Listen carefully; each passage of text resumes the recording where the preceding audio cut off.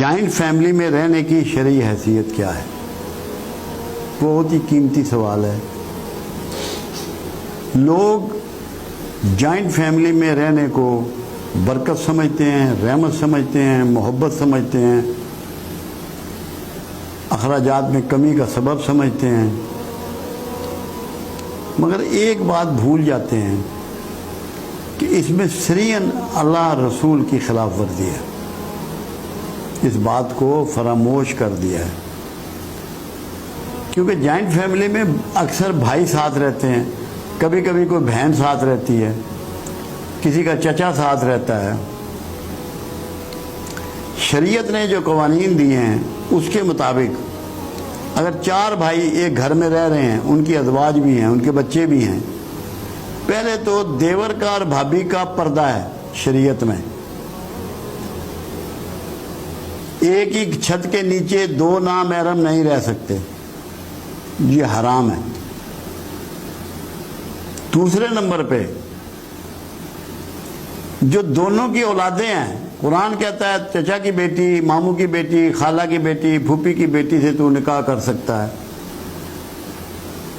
تو جنرلی ہمارے ہاں جو رشتے ہوتے ہیں چچا کے، پھوپھی کے، خالہ ماموں کے گھر ہی ہوتے ہیں، بہت کم۔ اب تو زمانے میں تقسیم بڑھ گئی، دور دور لوگ چلے گئے، ملکوں سے باہر چلے گئے، تو کوئی اس میں فرق آ گیا، مگر شروع سے یہی چلا آ رہا ہے۔ آپ کی وہ بچی جس کا نکاح اس کے چچا کے بیٹے سے ہو جانا ہے، وہ بھی اسی گھر میں رہ رہی ہے، اور جس سے نکاح ہونا ہے وہ بھی اسی گھر میں رہ رہا ہے۔ اگر وہ اس کا محرم ہو تو پھر نکاح تو نہیں اس سے ہو سکتا۔ اس کا مطلب ہے کہ وہ دونوں بچے، بیٹی بھی اور بیٹا بھی، ایک دوسرے کے لیے نامحرم ہیں۔ جب اللہ کے رسول صلی اللہ علیہ وسلم سے پوچھا گیا پردے کے حوالے سے، اس قانون کے حوالے سے، دیور کے بارے میں سوال کیا گیا، آپ نے فرمایا کہ سب سے خطرناک رشتہ وہی ہے۔ تو اس کی شرعی حیثیت کوئی نہیں ہے، یہ صرف جذباتی معاملہ ہے جس سے تعلقات بلکہ خراب ہوتے ہیں آپس میں۔ آپ صرف والدین کے ساتھ رہ سکتے ہیں جوائنٹ، ان پہ کوئی محرم کا، کوئی حرم کا تعلق نہیں ہے۔ باقی آپ کسی کے ساتھ، چچا ہوں، بھتیجے ہوں، بھائی ہوں، ان کے ساتھ آپ نہیں رہ سکتے۔ شرعاً یہ جائز نہیں ہے، کیونکہ ایک ہی چھت کے نیچے نامحرم نہیں رہ سکتے۔ کاش ہماری سمجھ میں یہ بات آ جائے۔ اسی لیے دیکھیں، اسلام نے تو کمال ہی کر دیا۔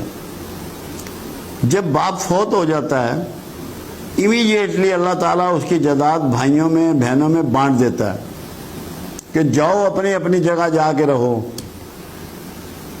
اکٹھے مت رہنا، خرابیاں جنم لیں گی، بہت سی اخلاقی برائیاں جنم لیں گی۔ اخلاقی برائیوں سے اسلامی معاشرے کو بچانے کے لیے، خرابیوں سے اسلامی معاشرے کو بچانے کے لیے شریعت نے یہ احکام نازل کیے۔ ہم لوگ جذباتی طور پہ اس کو اپنائے ہوئے ہیں، شرعاً یہ جائز نہیں ہے۔ اس کی احتیاط کرنی چاہیے۔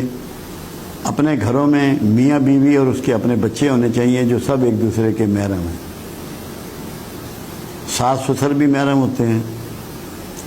اگر ایک شوہر کے نکاح میں 2 بہنیں ہیں تو وہ ایک بہن محرم ہوتی ہے اس کی، کیونکہ اس سے نکاح نہیں ہو سکتا۔ مطلب آپ دینی طور پہ یہ سمجھ لیں کہ کون محرم ہے اور کون نامحرم ہے۔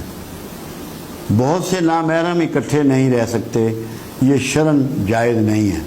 اس لیے اکٹھے رہنے کی کوئی اسلامی حیثیت نہیں ہے، یہ جذباتی تعلق کی ایک بات ہے۔ اللہ ہمیں سمجھ عطا فرمائے۔